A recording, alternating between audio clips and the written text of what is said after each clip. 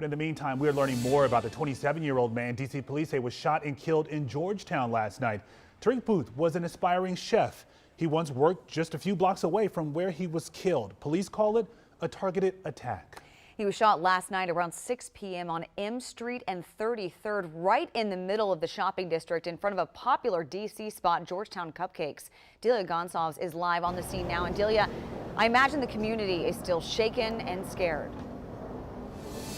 Business owners and students alike, you can imagine all of this happening right around this time yesterday. And even though we now know this was a suspected targeted attack, lots of students still really shaken up about this. We're told from police that 27-year-old Tarek Booke was sitting on this retaining wall just before 33rd and M Streets when he was approached by the suspect. Police tell us they got into an argument, they struggled, and that's when Booke was shot. The suspect took off. The investigation shut down this very busy portion of M Street, and you can imagine all these commuters. Everything came to a screeching halt. Students at the university nearby were in a panic. Just steps away from some of the busiest tourist attractions in town and just blocks from Georgetown's campus, a brazen shooting and an armed suspect on the run. It was definitely a scary evening. Like everyone I talked to, no one was able to get any studying done at all because we were all just really worried, and everyone was texting each other are you safe, are you indoors. WUSA 9 has learned that the victim, 27-year-old Tarek Booke of Alexandria, was familiar with Georgetown, working as a line cook at the 1789 restaurant 3 years ago.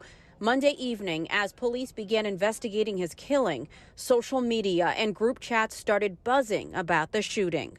My roommates and I, we hid in the basement and locked all the doors and everything because we weren't sure was this some guy who's on a rampage. First I think I saw on the HOYA on Twitter, and then we finally got alerts from Georgetown, but I don't really feel I saw increased security on campus. I didn't think they were going to cancel class or anything, but at least give us updates on what was going on.